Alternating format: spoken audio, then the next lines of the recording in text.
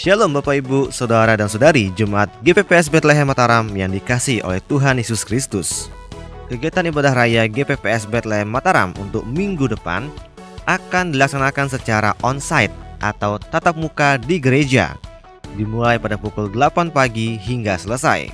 Diharapkan bagi Bapak Ibu, Saudara atau Saudari yang ingin mengikuti ibadah secara on-site atau tatap muka di gereja untuk selalu memakai masker selama berada di lingkungan gereja, menjaga jarak, tidak bersama dengan satu sama lain. Tidak boleh menghadiri ibadah jika suhu tubuh di atas 37,5 derajat Celcius atau merasa kurang sehat, dan mematuhi semua protokol kesehatan demi keamanan dan juga kenyamanan kita bersama. Dan kami juga menghimbau kepada anak-anak yang berusia di bawah 5 tahun dan orang dewasa yang berusia di atas 65 tahun bisa mengikuti ibadah online yang disiarkan secara langsung di YouTube channel gereja setiap hari Minggu pada pukul 8 pagi hingga selesai. Untuk ibadah sekolah minggu tetap akan dilaksanakan secara online, dan Anda bisa mengaksesnya di Facebook dan juga Instagram setiap hari Minggu pada pukul 10 pagi hingga selesai. Untuk ibadah pemuda pada hari Sabtu digabung dengan ibadah raya secara on-site atau tatap muka di gereja pada hari Minggu pukul 8 pagi hingga selesai. Untuk ibadah remaja digabung dengan ibadah raya secara on-site atau tatap muka di gereja pada hari Minggu pukul 8 pagi hingga selesai. Ibadah dan perayaan Natal diadakan tanggal 25 Desember 2020 pada pukul 9 waktu Indonesia Tengah. Ibadah tutup dan buka tahun diadakan tanggal 1 Januari 2021 pada pukul 9 waktu Indonesia Tengah.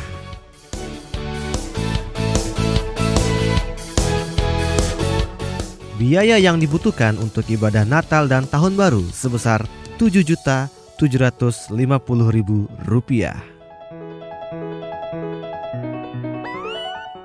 Mulai tanggal 25 Oktober 2020, Panitia Natal akan menyiapkan amplop sumbangan sukarela untuk dana Natal. Bagi Bapak Ibu, Saudara dan Saudari yang masih mengikuti ibadah secara online, bisa mengirimkan sumbangan melalui rekening gereja. Inilah susunan Panitia Natal tahun 2020 dan ibadah Tahun Baru 2021 sebagai berikut.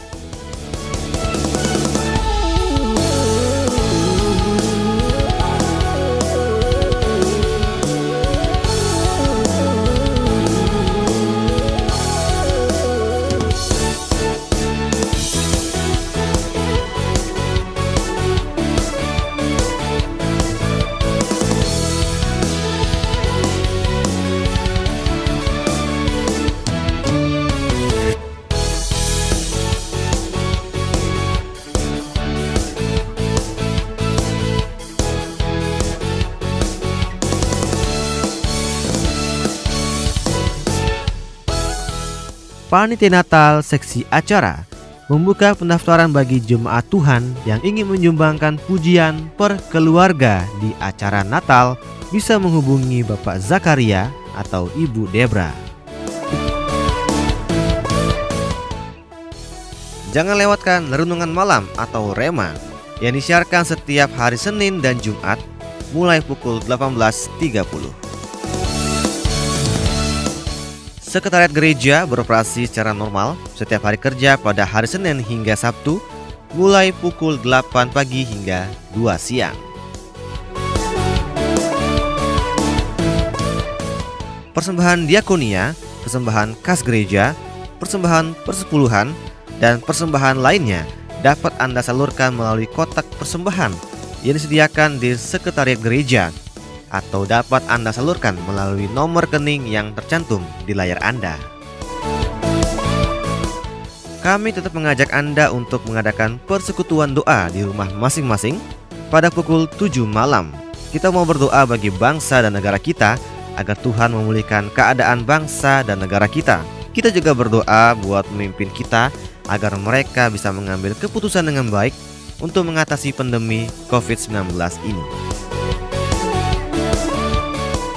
Tidak lupa juga kita berdoa untuk tenaga kesehatan yang berada di garda terdepan dalam memerangi wabah ini. Biar Tuhan memberikan mereka kekuatan dan kemampuan untuk melawan COVID-19 ini. Jangan lupa untuk kita tetap berada di rumah jika tidak punya kepentingan yang mendesak. Tetapi jika kita harus keluar rumah, jangan lupa untuk menggunakan masker untuk memutus rantai penyebaran COVID-19. Mari persiapkan tubuh, jiwa, dan roh kita pada ibadah hari ini.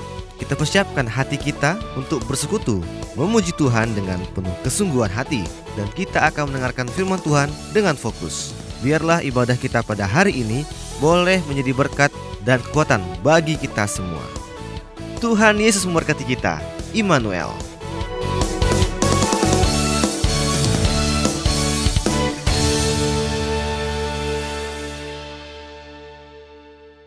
Shalom, selamat pagi Bapak Ibu Saudara yang dikasihi Tuhan. Kembali kita berkumpul kembali di tempat ini. Kita bersama-sama mau merasakan hadirat Tuhan ada di tengah-tengah setiap kita. Kita mau mengucap syukur pagi hari ini karena kebaikan Tuhan yang selalu nyata dalam sepanjang hidup kita. Terima kasih Tuhan, hanya Engkau adalah jawaban hidup kami. Engkau adalah satu-satunya jawaban dalam hidup kami. Pertolongan-Mu nyata dalam hidup kami Tuhan.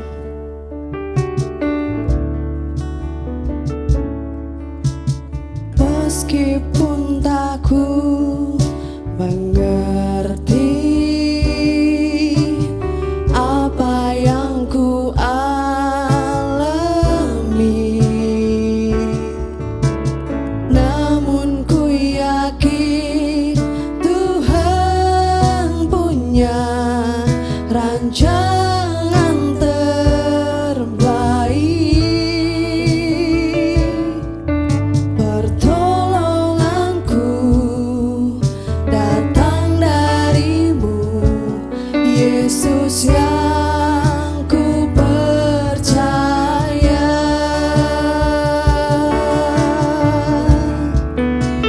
Yang tak mungkin bagiku, semua mungkin bagimu. Hanya Engkaulah jawaban hidupku.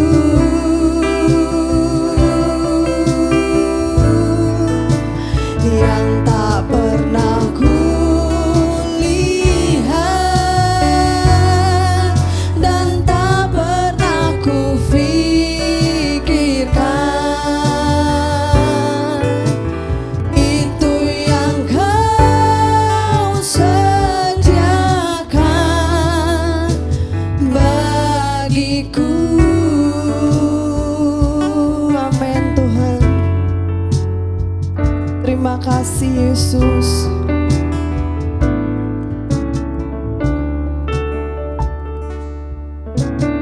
Meskipun tak ku mengerti apa yang ku alami, namun ku yakin Tuhan punya rancangan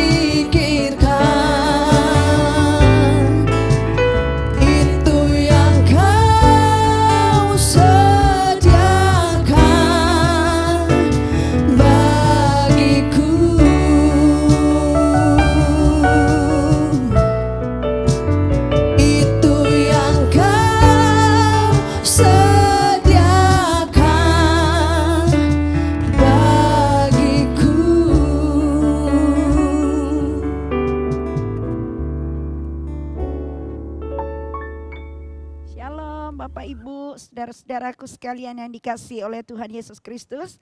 Selamat pagi, selamat hari Minggu, selamat kembali beribadah.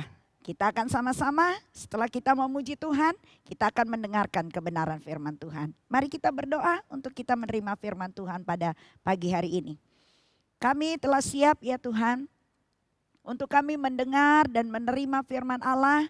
Bahkan Tuhan akan memampukan kami untuk melakukan apa yang difirmankan Tuhan bagi kami pada hari ini.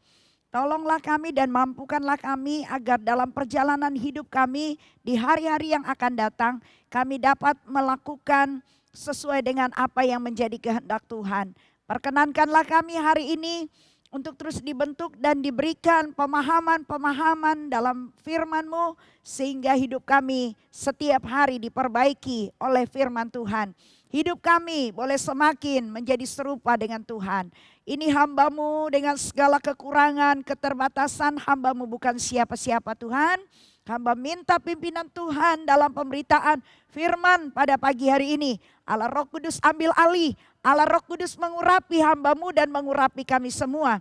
Setiap bentuk kuasa-kuasa jahat yang mau mengganggu kami menerima firman Allah, bahkan yang akan merampas firman Tuhan dari hati kami, kami ikat, kami patahkan dalam nama Tuhan Yesus Kristus.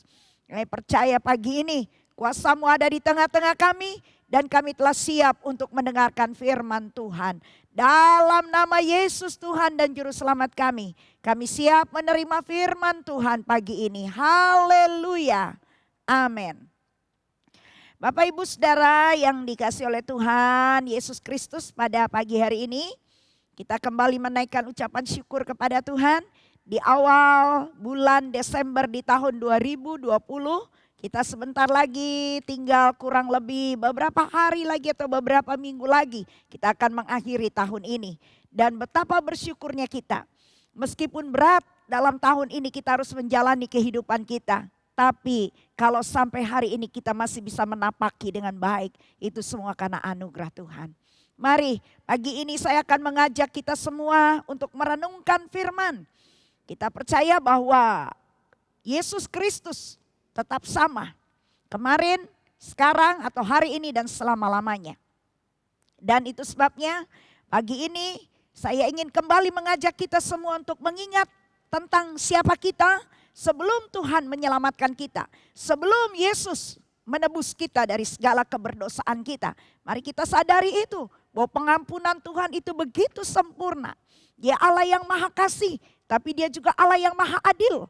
Yang mengasihi manusia berdosa, tapi Dia juga harus bertindak adil terhadap dosa-dosa yang dilakukan oleh manusia. Sebab itu Dia tidak menginginkan manusia berdosa akhirnya akan dihukum oleh Allah. Karena dosa selalu membawa kepada konsekuensi adalah penghukuman. Mari pagi ini saya memberikan tema firman Tuhan adalah pengampunan Allah yang sempurna. Atau pengampunan Tuhan yang sempurna. Mari kita akan baca dari kitab Nabi Yesaya pasal yang pertama di dalam ayatnya yang ke-18 sampai dengan ayatnya yang ke-20. Ya. Yesaya pasal yang pertama ayat yang ke-18 sampai dengan ayat yang ke-20.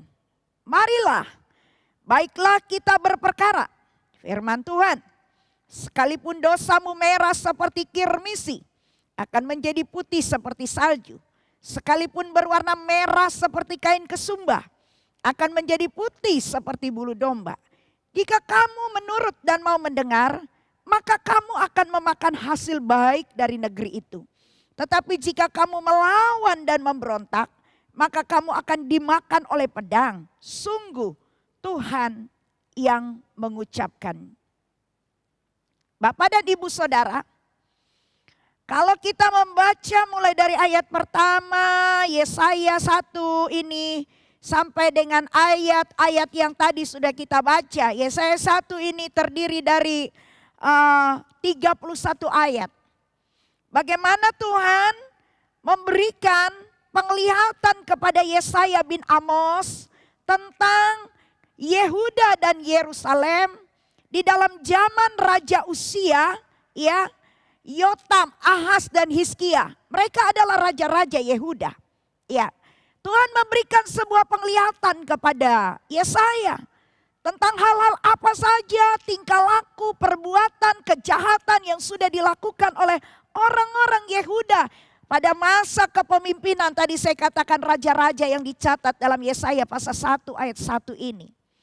Kalau kita memperhatikan di dalam ayatnya yang ketiga, dalam pembacaan ini berkata lembu mengenal pemiliknya, tetapi Israel tidak. Keledai mengenal palungan yang disediakan tuannya, tetapi umatku tidak memahaminya. Saudara yang dikasihi Tuhan, pemberontakan demi pemberontakan yang dilakukan oleh orang-orang Israel, oleh orang-orang yang dipimpin oleh raja-raja yang jahat, saudara. Kalau saudara membaca Alkitab, saudara mulai dari kitab Kejadian sampai kepada kitab 1 dan 2 Tawarik, kita pasti bisa menemukan raja siapa sajakah yang kelakuannya menyimpang dari Tuhan, menyimpang dari firman Tuhan, menyimpang dari perintah dan ajaran Tuhan. Siapakah mereka orang-orang yang seperti itu?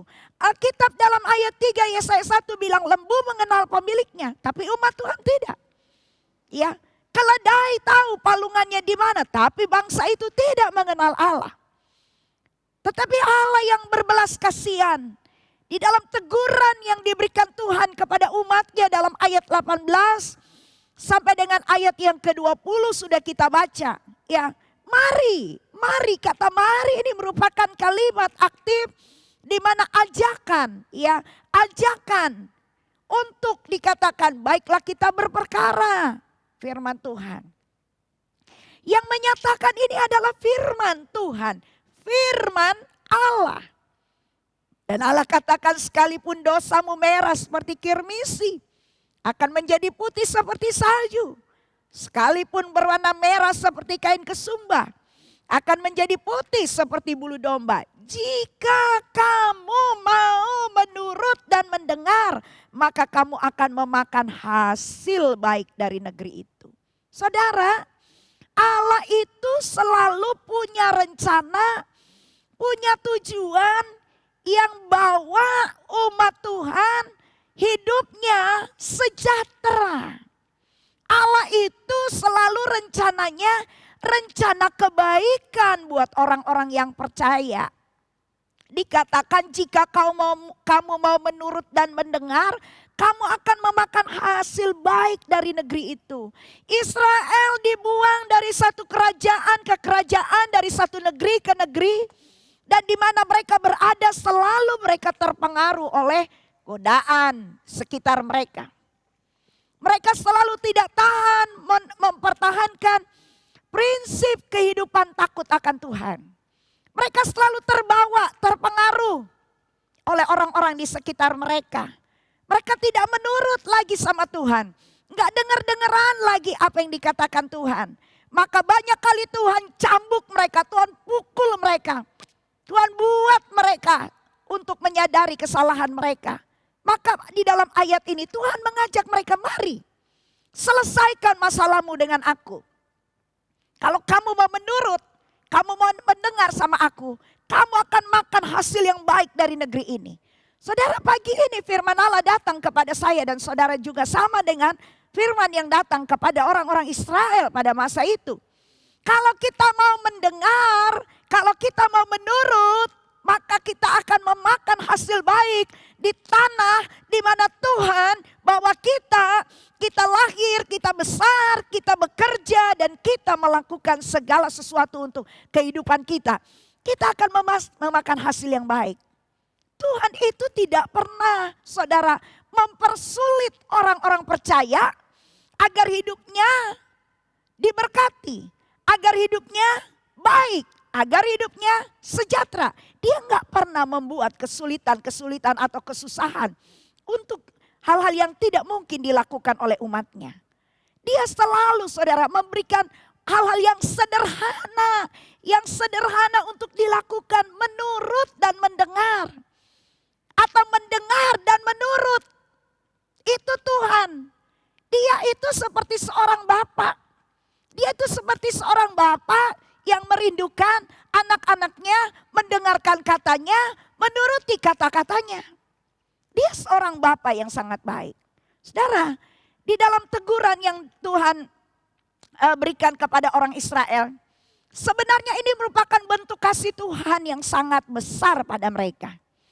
Kalau kamu mau berperkara, ayo selesaikan apa yang menjadi dosamu, sekalipun merah seperti kirmisi, sekalipun seperti dikatakan berwarna merah seperti kain kesumba, akan menjadi putih seperti salju dan seperti bulu domba. Mari selesaikan, bertobat, lakukan apa yang harus kami lakukan sesuai dengan apa yang kuperintahkan. Bila saudara dan saya baca ayat-ayat ini, bagaimana ungkapan Allah kepada mereka sekalipun perbuatan mereka jahat, menyakiti hati Tuhan. Namun pengampunan Tuhan begitu besar buat mereka. Tuhan tidak biarkan mereka menginginkan mereka terus-menerus hidup di dalam dosa-dosa yang mereka lakukan. Sehingga mereka akan menerima hukuman yang setimpal dengan tingkah langkah dan perbuatan mereka yang jahat. Namun Tuhan ingin mereka, mari selesaikanlah. Berhentilah untuk melakukan hal yang tidak disukai Tuhan. Kita tentunya sadar Bapak dan Ibu Saudara, bahwa dosa selalu membawa kepada penderitaan. Dosa membawa kepada kesakitan dan juga terputusnya hubungan antara Allah dan manusia. Dosa itu menjadi sebuah penghambat yang merusak hubungan manusia dengan Allah, yang membawa kepada penderitaan, membawa kepada kesakitan. Itulah sebabnya Allah ingin supaya umatnya hidup di dalam pimpinan dan tuntunan, mendengar dan menurut. Jangan lagi berjalan menurut kehendak sendiri, karena hanya akan membawa pada penderitaan. Bagaimana Israel menderita, dia di bawah tekanan bangsa-bangsa lain. Ada yang menekan dia selama 20 tahun, ada yang sekian tahun. Mereka mengalami tekanan demi tekanan dari bangsa-bangsa di sekitar mereka. Kenapa itu terjadi? Bukan karena Tuhan tidak menepati janjinya kepada mereka, tapi karena mereka sendiri yang suka sekali melanggar apa yang menjadi ketetapan Tuhan dalam hidup mereka. Saudara, kita akan melihat kenapa Allah ingin umat Tuhan berbalik dari jalan mereka. Tadi kalau kita baca, kalau kita perhatikan ayat 19, jika kamu menurut dan mau mendengar, kamu akan memakan hasil baik dari negeri ini. Kenapa kita harus berbalik sama Tuhan? Kenapa kita harus segera menyadari hal-hal yang tidak berkenan, yang tidak benar, yang membawa kepada penderitaan, yang membawa kepada kesakitan, yang membawa kepada hubungan yang terputus? Karena Tuhan ingin memberikan yang terbaik untuk kita. Dia mau beri yang terbaik. Kamu akan makan hasil dari negeri ini yang terbaik. Itu sebabnya Tuhan ingin umat Tuhan, ayo selesaikan, bereskan masalahmu dengan aku. Ya, jangan lagi kamu hidup dengan mengikuti tingkah langkah nenek moyangmu yang jahat, bahkan para pemimpin-pemimpinmu yang tidak takut Tuhan. Saudara, lihatlah, akibat dosa mengerikan. Sebab itu Tuhan tahu kejahatan akan membawa penderitaan, dosa membawa penderitaan. Coba baca Yesaya 59 ayat 1 sampai dengan ayat yang kedua. Dosa adalah penghambat keselamatan. Dosa adalah, ini tema utama saudara. Dosa adalah penghambat keselamatan. Jadi bukan cuma penghambat doa, bukan cuma penghambat berkat Tuhan, tapi dosa menjadi penghambat keselamatan manusia. Karena itu Allah yang maha kasih dan Allah yang maha adil. Karena kasihnya dia harus turun, menyatakan keadilannya, yaitu menghukum dosa. Menghukum dosa itu supaya manusia yang dikasihinya beroleh keselamatan dan terlepas, dibebaskan dari dosa-dosa mereka. Dikatakan sesungguhnya tangan Tuhan tidak kurang panjang untuk menyelamatkan, pendengarannya tidak kurang tajam untuk mendengar. Tetapi yang merupakan pemeriksa antara kamu dan Allahmu ialah segala kejahatanmu dan yang membuat Allah menyembunyikan diri terhadap kamu sehingga ia tidak mendengar ialah segala dosamu. Saudara, kenapa Tuhan ingin berperkara dengan umatnya? Tuhan ingin umatnya menyelesaikan apa yang tidak baik yang telah dijalani oleh mereka. Karena Tuhan tahu dosa menjadi penghambat keselamatan mereka. Dosa menjadi penghambat Tuhan menjawab mendengar doa-doa mereka. Yesaya 59 ayat 1 dan 2 dengan jelas mengatakan, dia memberikan keterangan yang sangat gamblang. Sesungguhnya tangan Tuhan tidak kurang panjang untuk menyelamatkan. Dan pendengarannya tidak kurang tajam untuk mendengar. Tetapi yang merupakan pemisah antara kamu dan Allahmu ialah segala dosamu. Dosa menjadi penghalang. Dosa menjadi penghambat. Karena itu Tuhan mengajak orang-orang Israel, mari berperkara dengan aku. Selesaikanlah kejahatan yang kau lakukan terhadap aku. Bereskanlah supaya aku akan mendatangkan kehidupan yang baik atas kamu dan atas keturunanmu. Ya, ayat 15 dan 16 dari Yesaya pasal 1 berkata begini. Apabila kamu menadakan tanganmu untuk berdoa, aku akan memalingkan mukaku bahkan sekalipun kamu berkali-kali berdoa. Aku tidak akan mendengarkannya sebab tanganmu penuh dengan darah. Basuhlah, bersihkanlah dirimu. Jauhkanlah perbuatanmu yang jahat dari depan mataku. Berhentilah berbuat jahat. Belajarlah berbuat baik. Usahakanlah keadilan. Keandalikanlah orang kejam. Belalah hak anak-anak yatim. Perjuangkanlah perkara janda-janda. Di dalam ayat-ayat ini Tuhan berkata, sekalipun kamu menadakan tangan, berdoa berkali-kali, aku akan memalingkan mukaku. Aku tidak akan mau mendengarkan sebab tanganmu penuh dengan darah. Dan Tuhan katakan, basuhlah, bersihkanlah perbuatanmu, dirimu dari semua perbuatan-perbuatan jahat. Karena Tuhan berkata dalam ayat yang ke-18 tadi, sekalipun dosamu merah seperti kirmisi, aku akan memutihkan seperti salju. Sekalipun dosamu merah seperti kain kesumba, aku akan menjadikannya putih seperti bulu domba. Dosa selalu menjadi penghalang. Dosa menyebabkan umat Tuhan berada di dalam penderitaan. Dosa menyebabkan umat Allah mengalami kekalahan. Dosa menjadikan orang-orang Israel mengalami berbagai macam penderitaan di dalam tekanan bangsa-bangsa asing. Mari saudara, pengampunan Tuhan sempurna bagi kita. Jangan biarkan dosa itu menghambat kita untuk berhubungan dengan Tuhan. Dosa menghambat persekutuan kita dengan Tuhan. Dosa menghambat kita berjumpa dan mengalami kuasa Tuhan dalam hidup kita.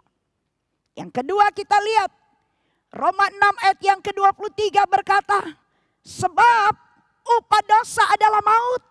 Dosa bukan saja membawa penderitaan, dosa bukan saja membawa kepada kesakitan, dosa bukan saja menghambat doa-doa kita, dosa akan membawa kita kepada maut. Membawa kita kepada kematian kekal untuk selama-lamanya. Sebab Roma 6 ayat 10 berkata, sebab kematiannya adalah kematian terhadap dosa satu kali dan untuk selama-lamanya. Kematian Kristus adalah kematian oleh karena dosa. Dosa siapa? Bukan dosanya dia. Bukan dosa Yesus, tapi dosa manusia yang ditanggungkan di atas tubuhnya, di atas kayu salib. Dan kematian karena dosa itu hanya satu kali untuk selama-lamanya. Jadi kalau kita sadar akibat dosa bukan cuma penderitaan, bukan cuma kesakitan, bukan cuma saudara doa-doa kita terhambat dan terhalang. Tapi dosa yang lebih mengerikan adalah membawa pada kematian. Bukan hanya kematian fisik, tapi kematian jiwa. Maka dikatakan dalam Injil Matius, jangan takut kepada mereka yang bisa membunuh tubuh, tapi tidak bisa membunuh jiwa. Ya, tapi takutlah kepada Dia yang bukan hanya membunuh tubuh, tapi juga membunuh jiwamu. Ya nanti ketika kita meninggal, yang dihakimi apa kita? Manusia ada terdiri tubuh, jiwa dan roh. Tubuh kembali jadi debu, roh kembali kepada Allah, jiwa kita lah yang akan dihakimi. Karena jiwa itu bicara tentang pikiran, perasaan, kehendak, hal-hal yang kita buat selagi kita masih ada di dalam dunia. Dosa, upahnya adalah kematian kekal. Karena itu Tuhan ingin ajak, mari berperkara, selesaikan. Jangan terus-menerus lakukan itu. Karena dosamu akan membawa engkau kepada kematian, penderitaan, dan kesakitan. Yang ketiga, saudara. Dosa menjadikan manusia mengalami penderitaan karena keadaan manusia berubah total. Yang tadinya mereka bisa menikmati semua yang telah Allah sediakan, namun karena dosa maka semuanya rusak dan hancur. Karena dosa mereka harus bersusah payah untuk memenuhi kebutuhan hidupnya. Dengan berpeluh barulah manusia bisa memenuhi semua kebutuhannya. Dalam kitab Kejadian 3 ayat 17. Ya.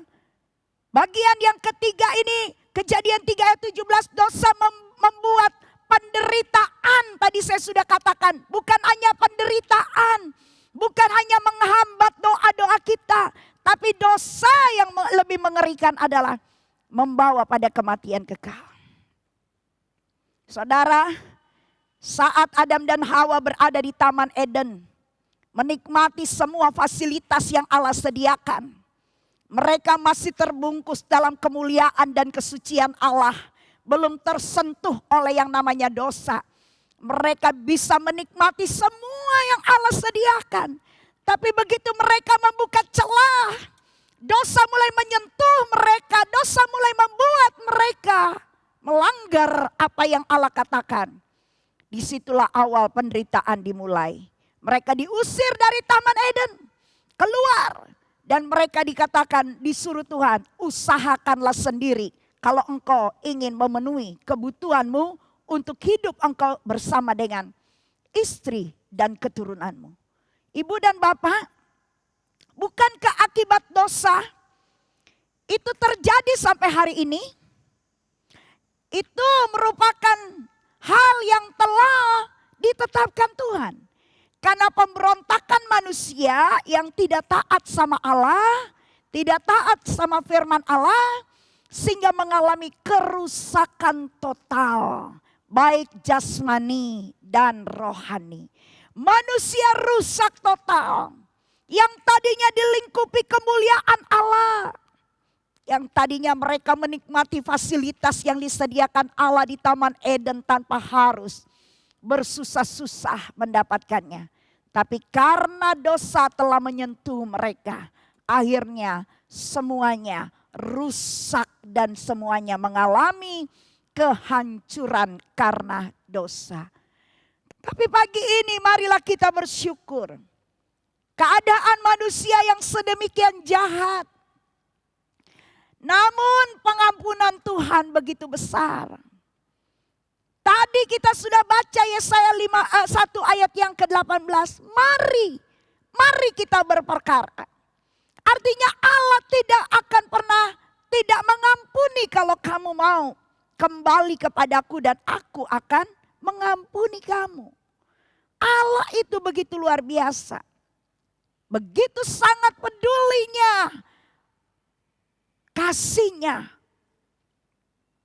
Apa yang Allah mau atas kita? Apa sebenarnya yang Allah minta kita sebagai orang percaya? Orang percaya hanya diminta untuk hidup menurut,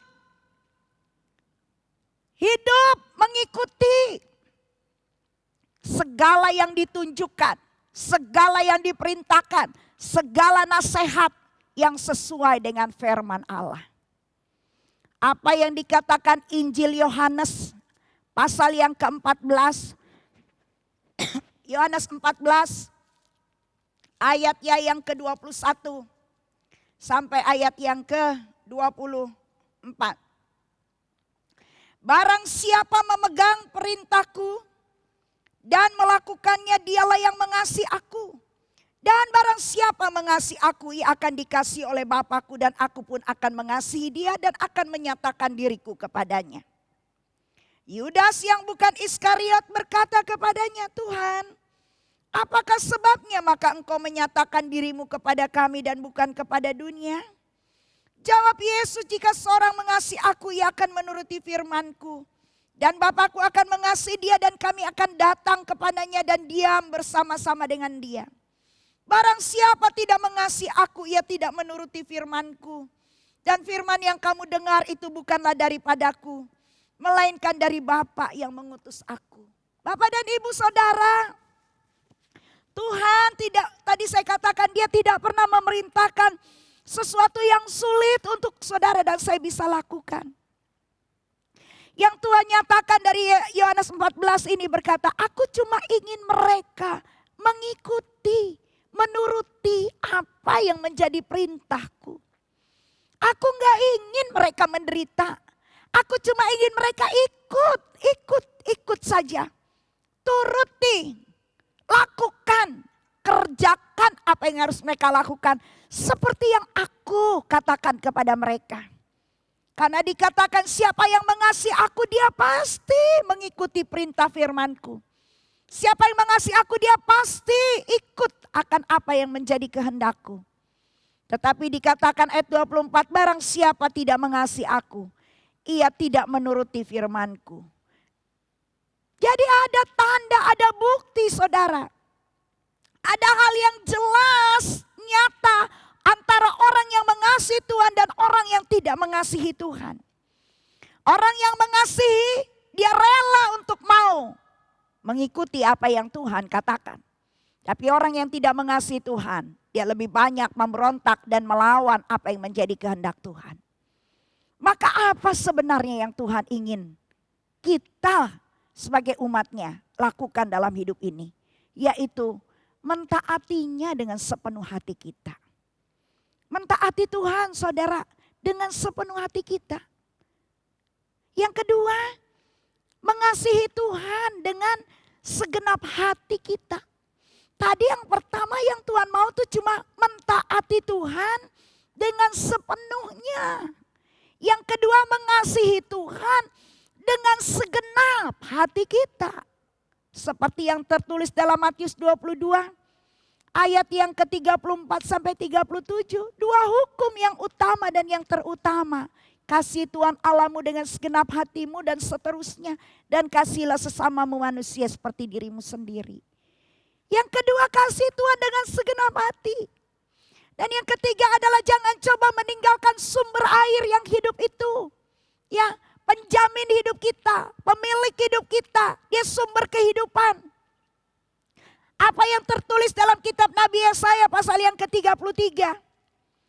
Ayatnya yang ke-13, Yesaya 33 ayat yang ke-13 berkata begini. Hai orang-orang yang jauh, dengarlah apa yang kulakukan. Hai orang-orang yang dekat, ketahuilah keperkasaanku. Orang-orang yang berdosa terkejut di Sion. Orang-orang murtad diliputi kegentaran. Mereka berkata, siapakah di antara kita yang dapat tinggal dalam api yang menghabiskan ini? Siapakah di antara kita yang dapat tinggal di perapian yang abadi ini?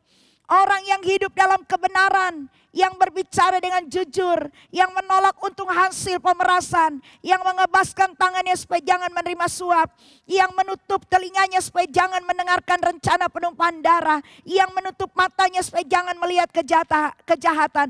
Dialah seperti orang yang tinggal aman di tempat-tempat tinggi. Bentengnya ialah kubu di atas bukit batu. Rotinya disediakan, air minumnya terjamin. Saudara, ada jaminan. Jika Allah memerintahkan kita, satu, mentaati Tuhan dengan sepenuh hati. Dua, mengasihi Tuhan dengan segenap hati.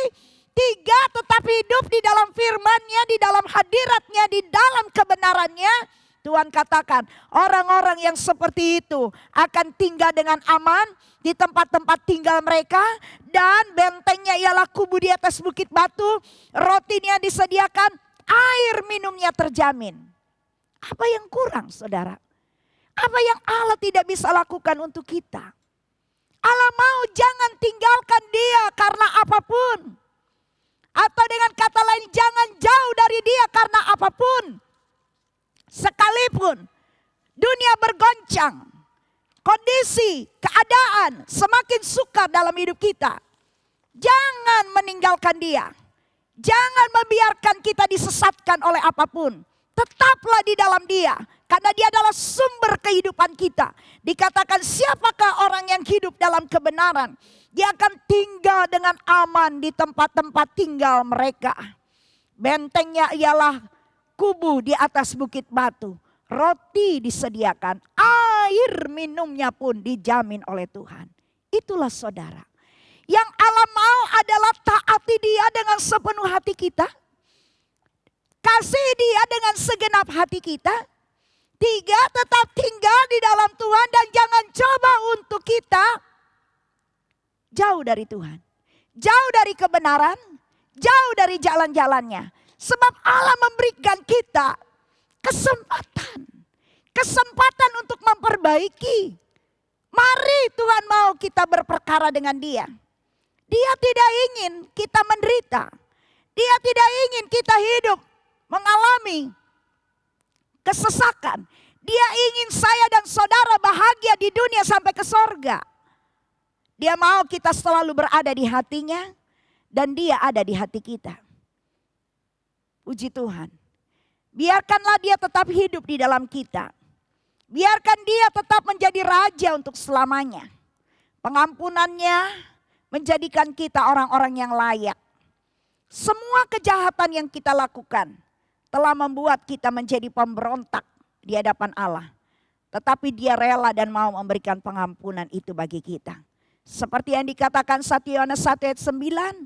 Jika kita mengaku dosa kita, maka ia adalah setia dan adil. Sehingga ia akan mengampuni segala dosa kita dan menyucikan kita dari segala kejahatan kita.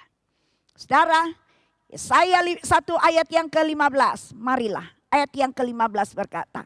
Marilah, baiklah kita berperkara.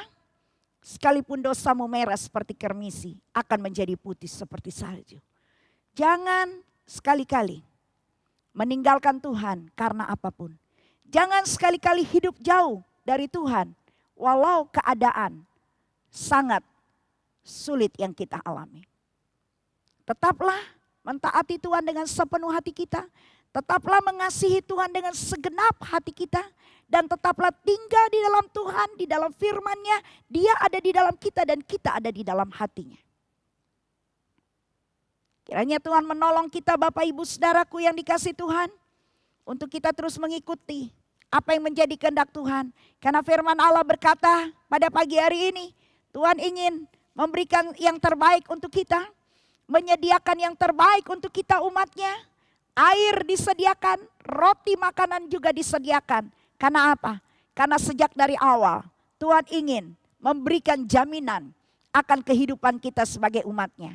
Puji Tuhan, kiranya Allah memberkati kita lewat kebenaran yang telah saya sampaikan pada pagi hari ini. Dan kita akan sebentar mengambil bagian dalam perjamuan suci. Mari kita persiapkan hidup kita.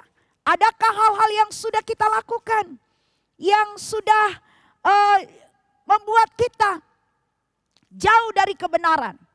Jauh dari hidup berkenan di hadapan Tuhan. Adakah hal-hal itu yang terjadi pada kita?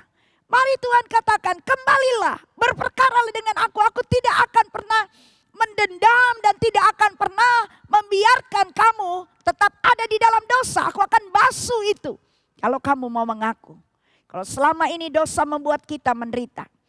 Rumah tangga, keluarga, kita mengalami begitu banyak hal. Saudara, doa-doa kita yang tidak sampai kepada Tuhan.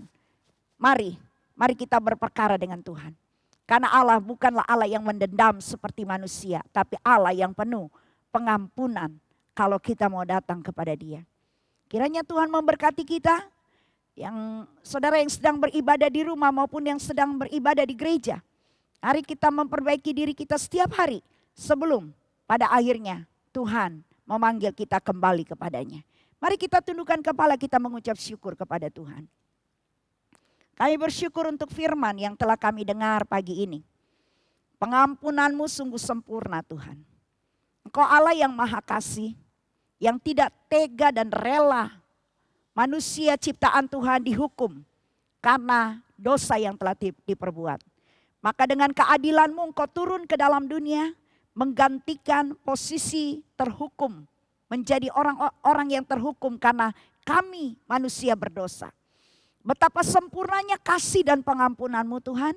Umatmu setiap hari melakukan kesalahan, melakukan pelanggaran, ketidak taat, tidak setia, tidak dengan sepenuh hati mengikuti Tuhan. Tapi selalu ada waktu dan kesempatan yang diberi untuk umat Tuhan mau kembali datang dan memperbaiki kesalahan itu. Selalu ada kesempatan yang Tuhan beri. Karena Tuhan tidak ingin umatnya mengalami kebinasaan karena dosa. Karena dosa menjadi penghambat keselamatan. Dosa menjadi penghambat doa. Dosa memisahkan dan merusak hubungan kami dengan Tuhan. Karena itu Tuhan, ampunilah kami. Kami menyadari apapun yang kami lakukan setiap hari ya Tuhan. Kiranya selalu menyenangkan hati Tuhan. Dan kami memuliakan Tuhan dengan seluruh aktivitas kehidupan yang kami rasakan di dalam hidup ini Bapa. Terpujilah namamu, biar firman Allah meneguhkan kami agar sebagai orang Kristen yang telah ditebus oleh darah Tuhan Yesus sendiri, menghargai dan menghormati karya keselamatan itu dengan tidak diperbudak lagi oleh dosa, tidak lagi diperbudak oleh keinginan daging. Tapi kami mau menjadi hamba-hamba Allah yang tunduk pada kehendak Allah di dalam hidup kami. Terpujilah namamu, demi nama Yesus Kristus firman yang hidup. Kami berdoa dan kami percaya firman Tuhan terus memperbaharui hidup kami. Haleluya. Amin. Ibu dan Bapak, kita akan melaksanakan perjamuan suci pada pagi hari ini. Persiapkan lebih dulu anggur dan roti perjamuan di rumah saudara masing-masing.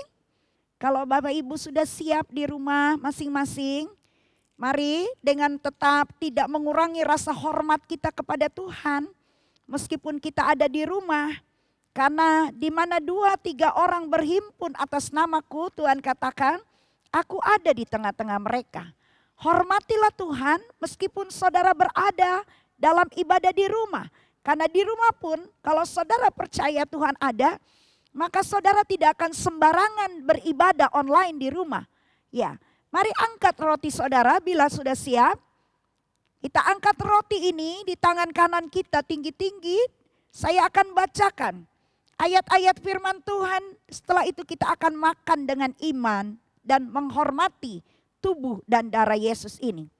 Sebab apa yang telah kuteruskan kepadamu, telah aku terima dari Tuhan, yaitu bahwa Tuhan Yesus pada malam waktu ia diserahkan, mengambil roti dan sesudah itu ia mengucap syukur atasnya. Ia memecah-mecahkannya dan berkata, inilah tubuhku yang diserahkan bagi kamu.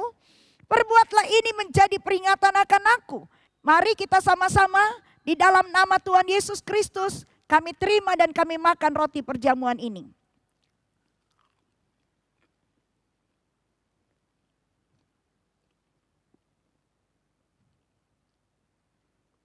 Angkat cawan kita tinggi-tinggi.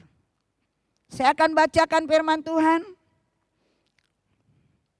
Demikian juga ia mengambil cawan sesudah makan lalu berkata, cawan ini adalah perjanjian baru yang dimateraikan oleh darahku. Perbuatlah ini setiap kali kamu meminumnya menjadi peringatan akan aku.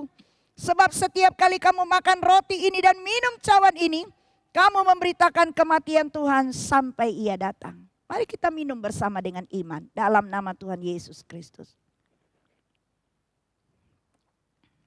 Terima kasih Tuhan. Terima kasih Tuhan. Mari kita berterima kasih kepada Tuhan. Untuk perjamuan asa yang kudus yang telah kita terima pada pagi ini. Hormatilah Tuhan yang sudah mati bagi kita. Yang telah mengorbankan dirinya bagi kita. Jangan menyakiti hati Tuhan. Jangan mengecewakan hati Tuhan. Jangan lagi hidup menurut kemauan kita sendiri. Hiduplah menurut apa yang menjadi kehendaknya. pada setiap kita umat ketebusannya. Semuanya bersyukur kepada Tuhan. Ibu Bapa, melalui perjamuan suci, darah Yesus menyucikan, bilur-bilur Yesus menyembuhkan. Saudara yang sakit, percayalah, oleh kuasa bilurnya penyakitmu telah disembuhkan. Saudara yang lemah, percayalah, kekuatan di dalam darah Yesus menjadikan kita orang-orang yang kuat di dalam segala hal dan di dalam segala kondisi dan situasi. Terima kasih Tuhan. Terima kasih Tuhan. Yang sakit disembuhkan, yang lemah dikuatkan, yang mengalami jalan buntu, Tuhan bukakan jalan dan berikan pertolongan Tuhan pada waktunya. Terima kasih buat perjamuan asa yang sudah kami terima pagi ini.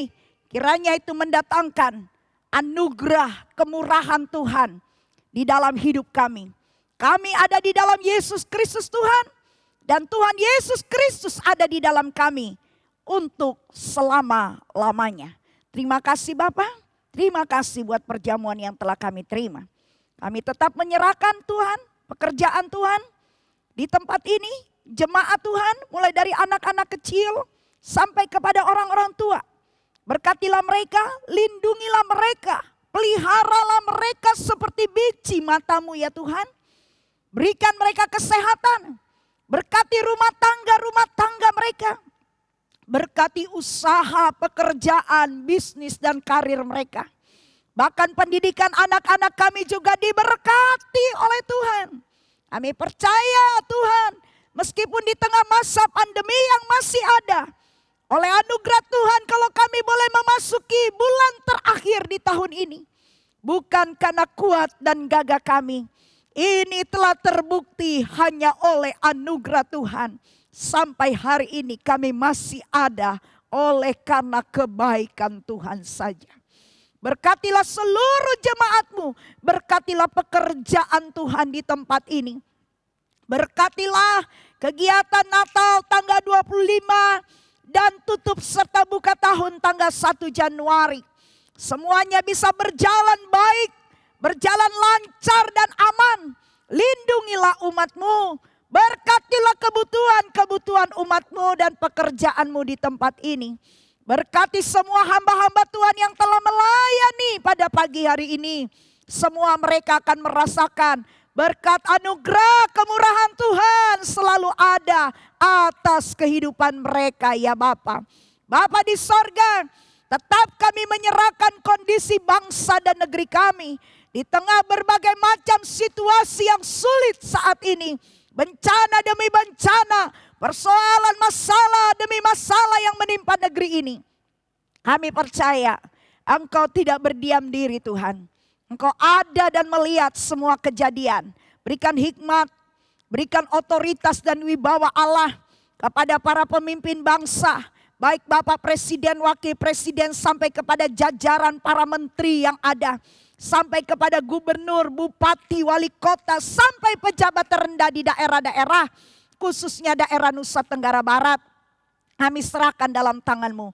Ada keamanan, ada kesejahteraan, ketentraman, sehingga kami bisa menikmati kebebasan beribadah, kebebasan bekerja, kebebasan menempuh pendidikan, dan lewat hidup kami nama Tuhan dipermuliakan. Bapa, berkatilah, bawalah keluar negeri bangsa dan negeri ini dari kondisi pandemi COVID-19. Biar bisa segera terselesaikan. Berkati semua, oh Tuhan, aparatur negara kami baik di pihak TNI dan Polri. Berkati para tenaga medis dan dokter. Biar kiranya mereka dapat bekerja di dalam perlindungan Tuhan. Berikanlah mereka perlindungan-Mu agar mereka bisa aman bekerja. Berikan mereka kekuatan kesehatan ya Tuhan. Engkau juga menolong Tuhan berbagai macam tindakan-tindakan kekerasan terhadap gereja-gereja Tuhan, umat Tuhan, hamba-hamba Tuhan. Ampunilah mereka yang melakukannya. Karena mereka tidak tahu apa yang mereka perbuat. Tuhan tolong bencana-bencana alam, gunung meletus di berbagai daerah. Tolong selamatkanlah. Kalau Tuhan berbicara lewat bencana-bencana ini, sadarkanlah kami umat-Mu agar kami kembali kepada jalan yang Engkau tunjukkan kepada kami. Berkati daerah kami Nusa Tenggara Barat, secara khusus Kota Mataram yang akan mengadakan pemilihan wali kota, wakil wali kota, agar bisa berjalan aman dan lancar. Siapa nanti yang Tuhan kehendaki dan izinkan akan menjabat memimpin Kota Mataram, jadilah seturut dengan kehendak-Mu ya Bapa. Terima kasih Tuhan, terima kasih. Saya percaya pagi ini Tuhan sudah mendengarkan doa-doa sembahyang kami. Tuhan sudah menerima puji-pujian kami. Dan Tuhan sudah menerima segala ibadah kami. Biar ibadah ini mendatangkan hormat dan kemuliaan bagi nama Tuhan. Berkati semua jemaat yang telah memberikan korban persembahan. Yang berulang tahun hari ini juga Tuhan berkati. Baik ulang tahun hari jadi maupun ulang tahun hari pernikahan. Supaya mereka diberkati panjang umur, kesehatan, kebahagiaan. Segala apa yang menjadi cita-cita dan harapan hidup mereka untuk masa depan dibuat Tuhan berhasil. Terima kasih Bapa, hormat, pujian dan syukur kami naikkan kepadamu. Karena kami sadar pertolongan kami adalah dalam nama Tuhan yang menjadikan langit dan bumi.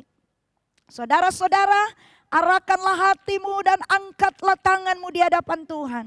Terimalah berkat Tuhan yang telah disediakannya untuk kita semua. Tuhan memberkati engkau dan melindungi engkau. Tuhan menyinari engkau dengan wajah-Nya dan memberikan engkau kasih karunia-Nya. Tuhan menghadapkan wajah-Nya kepadamu dan memberikanmu damai sejahtera-Nya. Mari kita pulang, mari kita kembali ke aktivitas kita. Allah Bapa di sorga memberkati kita. Tuhan Yesus Kristus melindungi kita. Dan Roh Kudus menyertai dan memberikan kekuatan bagi kita. Di dalam nama Tuhan Yesus Kristus, berkat Tuhan dicurahkan bagi kami semua. Haleluya. Yang percaya katakan sama-sama. Amin.